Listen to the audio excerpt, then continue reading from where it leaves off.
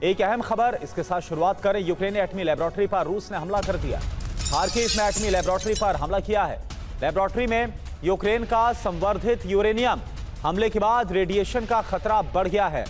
तो ये चिंता बढ़ाने वाली खबर और ये बड़ी खबर है। यूक्रेन की एटमी लेबोरेटरी पर रूस ने हमला किया है। खार्किव में ये एटमी लेबोरेटरी है जहां पर यूरेनियम के संवर्धन का काम चल रहा था और इसी एटमी लेबोरेटरी पर रूस की तरफ से हमला किया गया है और इस हमले के बाद रेडिएशन का खतरा बढ़ गया है। तो रूस ने यूक्रेन के एटमी सेंटर पर हमला इसलिए कर दिया क्योंकि यूक्रेन ने रूस में अभी तक का सबसे बड़ा हमला कर दिया।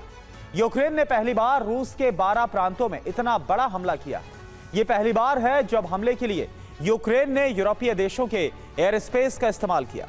सवाल यह है कि जिस वक्त पोलैंड में रूस के ड्रोन हमले की वजह से रूस और नेटो में तनाव चरम पर पहुंच गया, उस वक्त रूस में इतना बड़ा हमला कर ज़ेलेंस्की क्या करना चाहते हैं?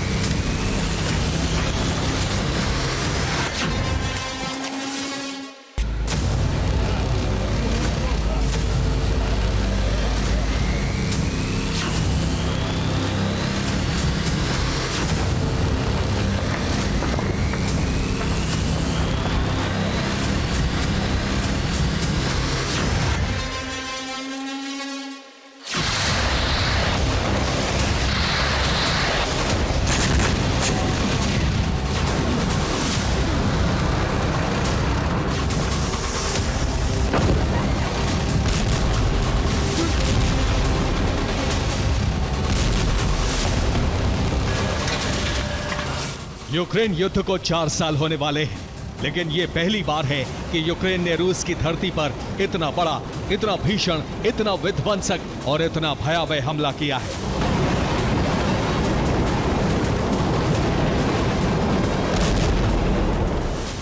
जिस वक्त पोलैंड में ड्रोन हमले की वजह से रूस और नेटो में तनाव चरम पर है, उसी वक्त ज़ेलेंस्की और उनकी सेना ने रूस में ऑपरेशन ग्विदाइन लॉन्च कर दिया।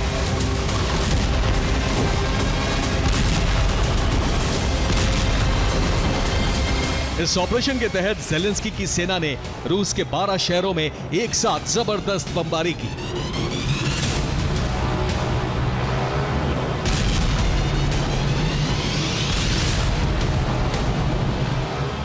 Moscow, Smolensk, Bryansk, Leningrad, Tula, Kaluga, Oryol, Kursk, Tver, Pskov, Saint Petersburg में भीषण हमले किए गए। ऐसा हमला यूक्रेन ने रूस में अब तक नहीं किया था। इतना ही नहीं, यूक्रेन ने रूस के कैलिनिनग्राद को भी सीरियल विस्फोट कर दहला दिया।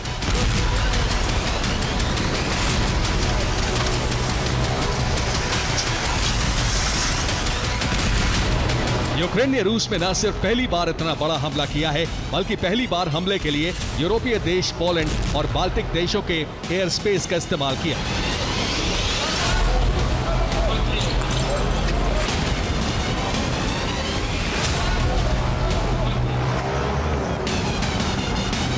यूक्रेन ने कैलिनिनग्राद में जो हमला किया है वो यूरोप के एयर स्पेस का इस्तेमाल करते हुए किया है।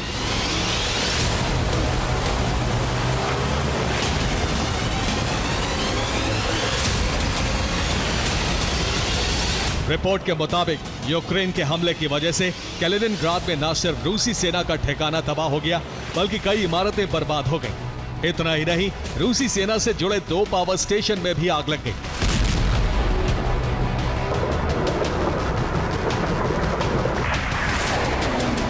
कैलिनिनग्राद हो या फिर रूस के दूसरे प्रांत, यूक्रेन ने हमले के लिए यूरोप से मिले आधुनिक ड्रोन और मिसाइलों का इस्तेमाल किया।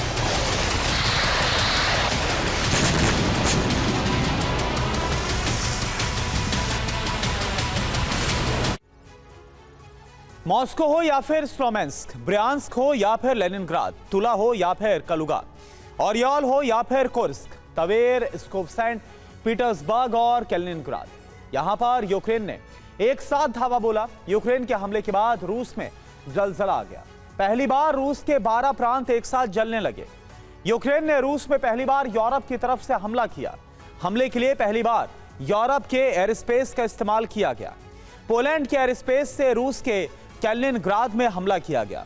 पश्चिमी रूस में यूक्रेन ने अपनी धरती से ड्रोन और मिसाइल की बरसात की। रिपोर्ट्स के मुताबिक यूरोपीय देशों से यूक्रेन को जो बारूद मिला है उसी से ज़ेलेंस्की सेना ने रूस में तबाही मचा दी है। यूक्रेन ने हमले के लिए यूरोप के ड्रोन और मिसाइलों का प्रयोग किया। देखिए आप।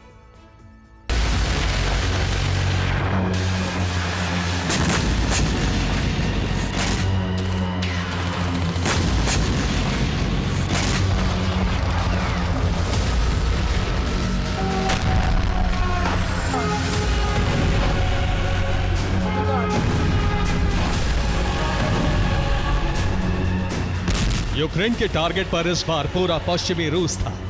ड्रोन और मिसाइल हमलों से पश्चिमी रूस बुरी तरह थर्रा उठा।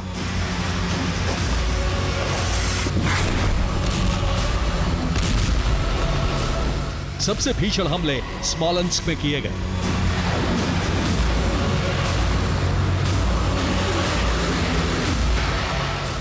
स्मोलेंस्क में यूक्रेन के हमले में लुकोइल की ऑयल रिफाइनरी जल गई।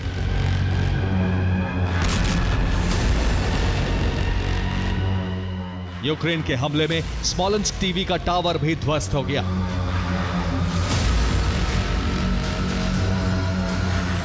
स्मोलेंस्क में ही यूक्रेन के ड्रोन ने गैस स्टेशन को हिट किया। विस्फोट में गैस स्टेशन तबाह हो गया।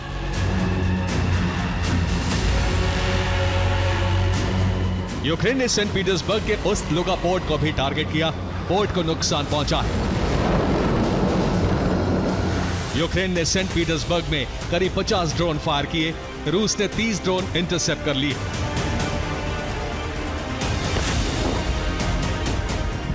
लेकिन 20 ड्रोन अलग अलग इलाकों को दहलाने में सफल रहे।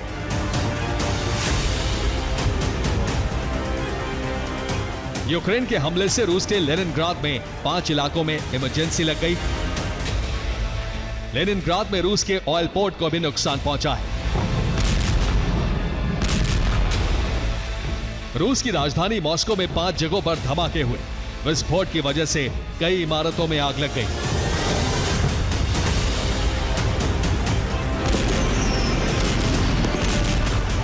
अब सवाल यही है कि आखिर रूस में जबरदस्त हमले के पीछे ज़ेलेंस्की का प्लान क्या है?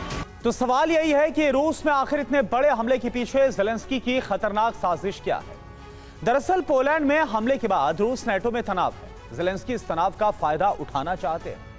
यूक्रेन यूरोप के एयर स्पेस से हमले लगातार कर रहा है और ऐसा करके रूसी सेना को भड़काने की कोशिश हो रही है। रूस को यूरोप में हमले के लिए उकसाया जा रहा है। यूरोप में हमला हुआ तो जंग में नेटो की एंट्री हो जाएगी।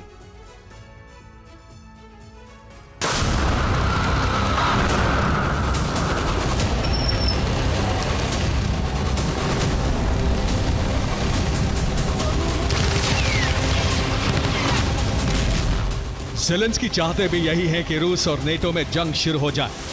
यूक्रेन के भड़काने पर रूस यूरोपीय देशों में हमला करेगा तो नेटो देश रूस के खिलाफ पलटवार करेंगे। ऐसे में रूस और नेटो देशों में सीधी जंग छिड़ जाएगी।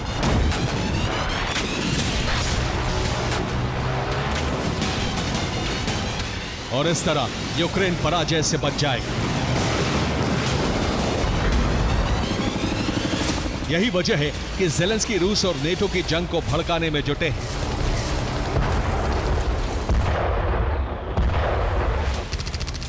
दरअसल रूस यूक्रेन युद्ध को लेकर ट्रंप का रुख ज़ेलेंस्की को परेशान कर रहा है।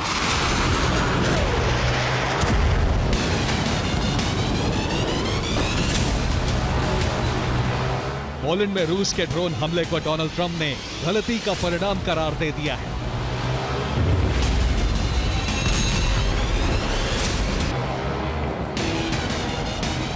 सुना आपने, पोलैंड में रूस के ड्रोन हमले को पुतिन ने महज एक हादसा करार दिया है।